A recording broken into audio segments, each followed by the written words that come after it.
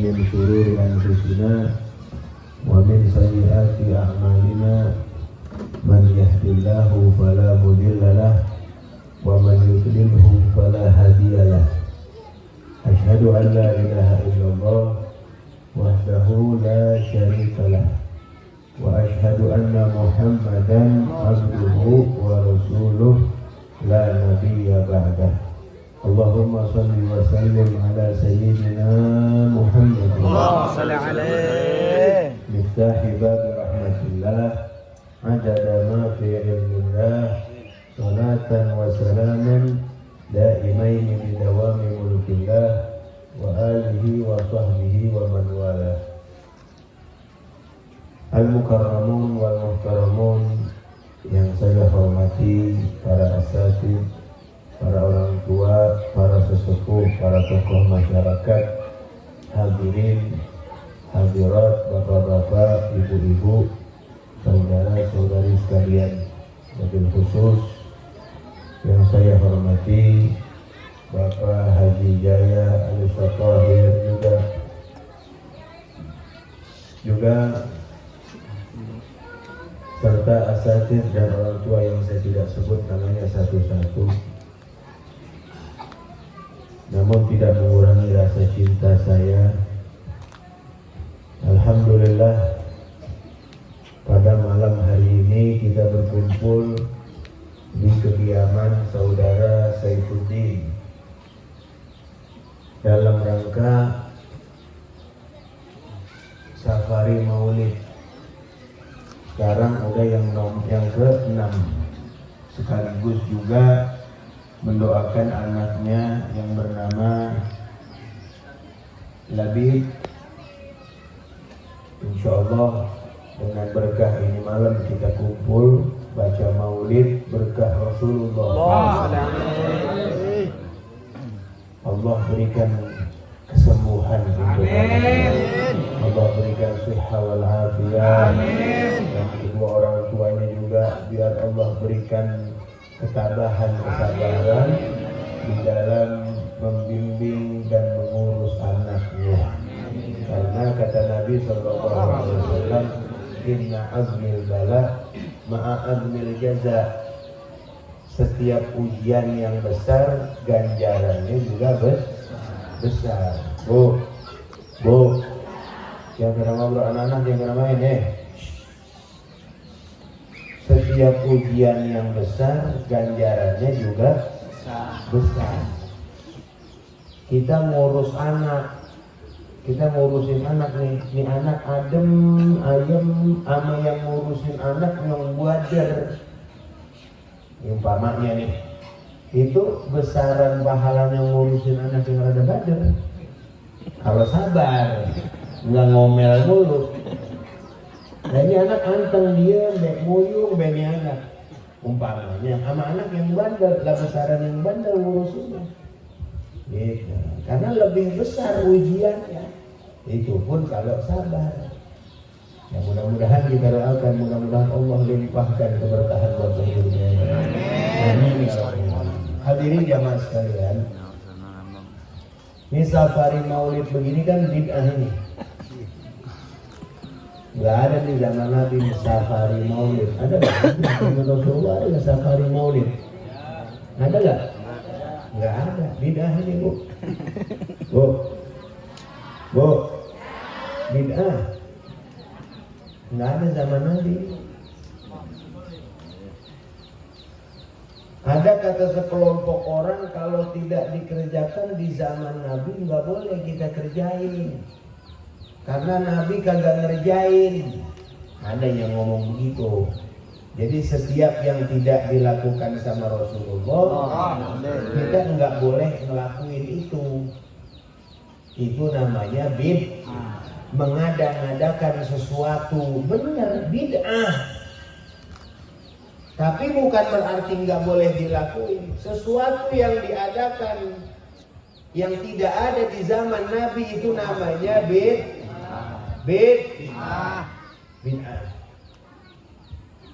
Tapi tidak semua bid'ah itu tidak boleh. Tidak semua bid'ah itu dilarang. Di dalam hadis dikatakan man ahdatsa fi amrina ma laisa minhu. Man ahdatsa fi amrina ma laisa minhu fa huwa raddun. Ya. Haditsun sahih. Siapa orang yang mengadakan satu hal yang baru, ahdatsa itu membuat satu hal yang baru. Fi amrina, di dalam agama kami, mengadakan sesuatu yang baru di dalam agama kami, bikin acara maulid. Baru apa enggak? Ada ke zaman Nabi? Enggak? Benar tuh ya. Berarti ini kita siapa orang yang membuat sesuatu yang baru di dalam agama kami, di dalam agama Islam, seperti umpama membuat peringatan maulid. Tapi ada syaratnya, ma laisa minhu. Ma laisa minhu. Yang mana perkara itu bukan dari agama kami. Tidak sesuai dengan agama kami. Bertentangan dengan agama kami, yaitu bertentangan dengan syariat Islam. Fahuwa raddun. Maka perkara itu ditolak. Jadi yang bikin perkara yang baru, yang mana perkara baru ini bertentangan dengan syariat, bertolak belakang sama syariat, yang mana itu ajaran yang bukan diajarkan oleh syariat, maka itu ditolak. Gak boleh kita kerjain. Sekarang kita bisa ambil kesimpulan. Sekarang kita bikin acara maulid. Ya Bu, Pak, bikin acara maulid. Ntar dulu dah, safarinya ntar. Peringatan maulidnya juga bid'ah. Peringatan maulid juga bid'ah. Berarti sesuatu yang baru. Tapi apakah peringatan maulid yang diperingati umat Islam itu bertentangan dengan syariat? Lihat dulu. Ya. Apa yang diadakan di dalam acara maulid? Bagaimana teknis acaranya? Adakah pertentangan di situ sama agama? Kalau tidak ada pertentangan sama agama, boleh-boleh saja. Kayak tadi kita pertama bikin acara maulid. Apa yang kita baca tadi? Baca dah? Ratib. Apa isi ratib? Zikir, tahlil, tahmid, tasbih. Habis itu doa. Ya kan? Sekarang saya mau tanya, tahlil, tahmid, tasbih, zikir bertentangan apa enggak sama syariat? Malah Allah yang suruh, fadhkurullaha katsiran. Zikirlah sama Allah sebanyak-banyaknya. Allah yang suruh kita berzikir. Malah itu perintah Allah Subhanahu wa ta'ala. Enggak ada pertentangan sama agama. Habis baca ratib, baca apa? Baca sholawat. Ya, sekarang baca sholawat bareng-bareng bertentangan apa enggak sama syariat? Enggak bertentangan. Baca sholawatnya dulu dah, enggak bertentangan. Malah itu perintah dari Allah. Innallaha wa malaikatahu yusholluna 'alan nabi ya ayyuhalladzina amanu shallu 'alaihi wa sallimu. Diperintahkan kita sholawat. Itu bareng-bareng. Emang boleh baca bareng-bareng zikir? Boleh, malah dianjurin sama Nabi baca bareng-bareng.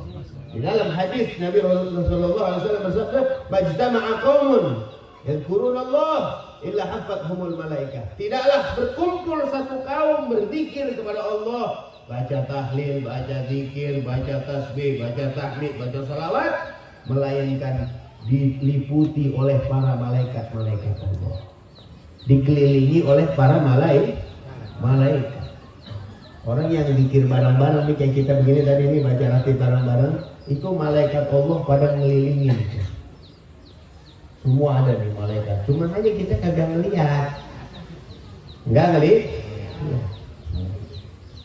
Wa nazalat alaihi musakinah, dan Allah akan turunkan ketentraman, ketenangan hati, ketenangan jiwa. Orang kalau kumpul zikir nih Allah kasih jiwanya tenang. Jiwanya tentram. Amin ngapa? Ada amin pisan loh kan. Ya.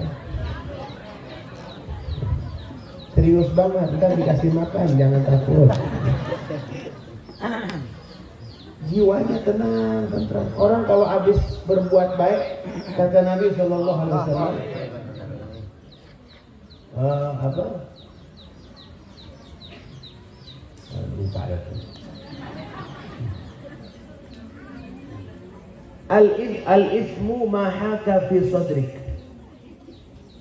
Al-ithmu mahaka fi sadrik.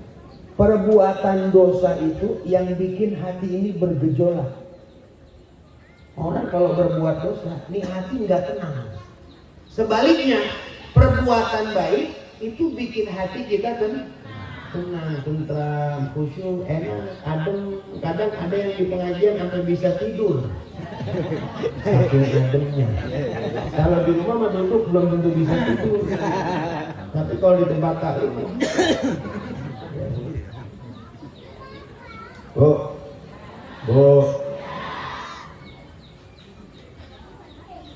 Terus ada yang ngomong lagi, itu hadroh. Nah, emang boleh hadroh? Kita lihat dulu, di zaman Nabi ada hadroh nggak? Ada nggak? Ada nggak? Ada.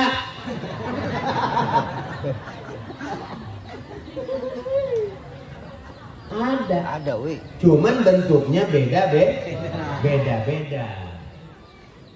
Ya, bentuknya aja beda. Ya, yang jelas tobel namanya, tobel. Ya, tabuan. Waktu Nabi hijrah dari Mekah ke Madinah, begitu nyampe Madinah, disambut dengan kaum Ansor dengan tepukan hadroh. Cuman tabuannya beda-beda, bukan kayak gerbang. Beda tabuannya. Ya, tabuannya beda. Jadi hadroh ada gak zaman Nabi? Ada. Kalau orang bilang, wah hadroh itu nggak boleh, sesat, berarti ini orang belum sempurna, belum kelar baca sejarahnya. Nggak apa-apa, boleh hadroh sampai geteng tangan. Cuma anak-anak hadroh ini kalau gambar orang mati bu. Tiap hari gambarin hadroh mulu. Terus habis baca sholawat ngapain? Sambutan. Ada sambutan kan tuh? Tarhib dari Sohibul Bait. Tarhib kan nyambut tamu. Bagus apa enggak nyambut tamu? Bagus. Man kana yu'minu billahi wal yawmil akhir falyukrim dhaifahu. Siapa orang yang beriman kepada Allah dan hari akhir, maka hendaknya dia menghormati, memuliakan tetamunya, mengucapkan terima kasih. Tuh, sambutan tuh. Kan kita kalau nyambut tamu bukan dengan makanan aja, basyasyatul wajhi. Bu, tawa baik. Basyasyatul wajhi walinatil kalam. Kita nyambut tamu itu bukan dengan makanan doang, dengan muka yang enak dan omongan yang indah, yang lembut. Itu termasuk nyambut tamu. Sekarang kalau ada orang tuan rumah nih nyambut tamu, tamu dikasih makan, tapi mukanya nggak enak. Makan. Enak apa nggak kira-kira? Enak kan? Jadi ada sambutan, kata tarhib. Itu nyambut tamu. Itu juga ajaran Rasulullah. Siapa orang yang beriman kepada Allah dan hari kiamat, maka hendaknya dia memuliakan tetamunya. Berarti orang kalau yang tidak memuliakan tetamunya, imannya nggak sempurna dengan Allah. Imannya nggak sempurna dengan hari akhir. Kemudian habis sambutan apa lagi? dengerin ilmu, dengerin ceramah. Ya Allah, ilmu. Kita suruh nuntut ilmu sama Nabi. Emang itu intinya, menyampaikan sejarah-sejarah Rasulullah. Kita dengerin sejarah tentang Nabi agar bertambah cinta kita kepada Nabi. Kalau tambah cinta kita kepada Nabi, otomatis kita bakal ngikut. Orang kalau udah demen ngikut. Orang kalau udah ngidolain sesuatu, ngidolain siapapun itu pasti ngikut. Dulu ada orang demen banget sama pemain bola Cristiano Ronaldo, ya kan? Sampai ngidolain banget. Kadang Ronaldo bagaimana rambutnya? Cepak-cepak ngehe. Ngikut aja. Di sini ini dipakai botak-botak, ngikut. Pakai anting satu, ngikut. Benar apa enggak? Karena apa? Karena dia udah demen. Kita belajar sejarah Nabi, ya, mendengarkan sejarah-sejarah Nabi agar kita tambah cinta kita kepada Rasulullah. Kalau udah tambah cinta, mengidolakan, demen, senang, suka, otomatis bakal ngikutin apa yang dilakukan oleh Rasulullah. Karena itu intinya hidup, ngikutin Rasulullah. Hidup kita pengen senang, ngikutin Rasulullah. Pengen ke Allah, pengen bertemu dengan Allah, ngikutin Rasulullah. Wa man yarju liqa'a rabbih falyamal amalan salihan.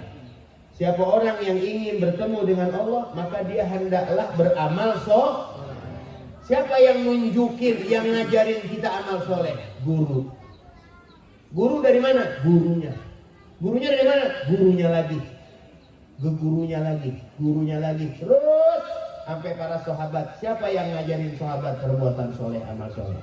Nabi Muhammad. Nabi Muhammad. Itu contoh buat kita yang kagak ada salahnya. Kalau kita pengen selamat bu hidup dunia akhirat, dengerin kata Nabi Muhammad. Ikutin Nabi Muhammad, selamat dunia akhirat. Nggak pakai masuk neraka lagi, langsung ke syurga. Nggak pengen kan masuk neraka, pengen enggak? Setiap muslim itu pasti masuk surga semua. Tapi ada beberapa muslim yang diagak dulu di neraka. Mau apa enggak? Kalau nggak mau, ikutin Nabi Muhammad. Ikutin Rasulullah. Kalau nggak pengen ke neraka, tuh neraka yang apinya panasnya bukan main, ya. Dulu di zaman Nabi ada namanya, di waktu Nabi lahir kan, Nabi lahirnya tahun apa? Tahun gajah. Kenapa disebut tahun gajah? Karena tahun gajah itu ketika Ka'bah atau kota Mekah diserang sama Abrahah dengan pasukan gajah. Kemudian Allah kirim burung ababil. Burung ababil. Nggak ada sekarang. Nggak ada sekarang burung ababil, nggak ada ya? Nggak ada yang punya. Bila orang merah burung, gua punya burung ababil. Burung ababil itu burung Allah kirimkan, dia bawa batu dari neraka. Bawa batu dari batunya kecil batunya. Kecil itu batu. Itu batu dilemparin dari atas. Ya, itu batu jatuhnya ke punggung gajah. Nih, gajah kan kulitnya tebal. Ya bu, gajah. Tebal gak kulitnya? Gede gak badannya? Gede kan? Itu batu dari punggung gajah terus turun, nembus tuh. Kulit gajah ditembus, daging gajah ditembus, tulang gajah ditembus, isi perut gajah ditembus sampai mentok ke bawah tanah lagi. Itu batu dari neraka kayak gitu tuh, gajah aja tembus. Ya Allah, apalagi orang pakai mau berani maksiat, bakar dulu pakai korek, pengen tahu. Tunduk pakai rokok, kuat aja. Itu api dunia, bukan api neraka. Api dunia itu api neraka yang udah dicelupin 1000 kali. Itu jadi api dunia. Ya, api dunia itu asalnya api neraka, tapi udah dicemplungin di air 1000 kali. Jadilah api Segitu api dunia, segitu panasnya, apalagi api neraka. Makanya jangan sampai masuk. Pengen langsung masuk surga? Pengen apa enggak? Ikutin Nabi, ikutin Rasulullah. Apa kata Nabi? Ini haram, jangan dikerjain. Ini halal, baru kerjain. Begitu. Kalau pengen selamat, buat kita juga. Bukan buat. Lah Nabi mau udah mulia, Bu. Nabi mau udah mulia, ibu-ibu taat, Nabi udah mulia. Ibu-ibu nggak taat sama Nabi udah mulia. Jadi nggak tambah mulia, nggak mikir Nabi jadi hina gitu, kita nggak taat. Kagak. Allah Subhanahu Wa Taala dengan taatnya kita nggak bertambah mulia karena udah mulia Allah, maha mulia. Dengan maksiat hambanya Allah tidak tambah hina, tidak berkurang kerajaan Allah sedikit pun. Kita yang ibadah, kita yang untung. Ya, kita yang ibadah, kita yang untung. Kita yang maksiat, kita yang rugi. Ibu-ibu buka aurat nih, keluar rumah, haram nggak? Yang dosa siapa? Ibu-ibu, masa saya? Dosa. Jadi kalau pengen langsung surga, yang haram jangan dikerjain. Ya. Jadi acara maulid itu tidak ada pertentangan sama agama, nggak ada, semuanya baik. Zikir, sholawat, ngaji. Yang terakhir lagi apa? Doa penutup. Doa penutup dulu. Baru habis itu juga. Kalau bahasa Bekasi, makan habis itu. Enak gak makan? Lah orang acara maulid kan goblok banget. Goblok ngapain maulid? Lah maulid enak. Ya, pahala dapat. Benar gak? Berjubel pahala. Ya, perut kenyang. Belum ntar ngeberkat. Kalau ibu-ibu makan nasi utuh dimasukin plastiknya, jangan Bu. Ya. Berkat itu singkatan. Oh, berkat itu singkatan. Daripada berek mendingan diangkat. Nah ini nasi utuh diangkut banget. Jadi mudah-mudahan ini bid'ah yang baik, apalagi safari maulid. Ya Allah, setiap rumah kita ke rumah kita kedatangan kiai ulama besar. Wah, mulia apa enggak? Ya, berkah apa enggak rumah kita? Ini rumah kedatangan Nabi. Kita bikin maulid di rumah kita nih, Nabi datang ke rumah kita. Kan kata ulama, setiap maulid yang dibacakan Nabi hadir. Berarti Nabi hadir di rumah kita, mampir ke rumah kita. Ulama aja datang ke rumah kita berkah, apalagi Nabi Muhammad. Udah tumplak insya Allah. Nih acara-acara yang seperti ini jangan sampai hilang, terus mesti dilestarikan ila yaumil qiyamah, sampai kiamat jangan dirubah. Kalau kita punya rezeki, ambil, berebut mestinya, jangan ngandel. Besok siapa? Lu juga. Jangan. Fastabiqul khairat. Kalau ngalah urusan dunia boleh, ngalah urusan dunia bagus. Tapi kalau ngalah urusan akhirat jangan. Urusan akhirat jangan pakai ngalah. Besok gua ya. Wah enggak gua dong besok. Enggak gua udah niat. Begitu bodohnya. Ini makanya. Boleh orang. Lah hadirin juga nggak usah makan yang ada nasi ini, kacang-kacangan juga. Yang sederhana juga. Ya kalau ada mungkin lo kagak. Artinya nggak terlalu dipaksa, nggak dipaksakan. Ayo kali Allah nafsan illa wus'aha. Yang penting keberkahan. Ini aja yang dapat saya sampaikan. Semoga Allah cucurkan selalu rahmat dan maghfirahnya buat kita. Allah limpahkan kita kecintaan kepada Nabi Muhammad. Di hari kiamat nanti kita dibangkitkan bersama beliau, masuk surga bersama-sama dengan beliau. Amin ya rabbal alamin. Assalamualaikum warahmatullahi wabarakatuh.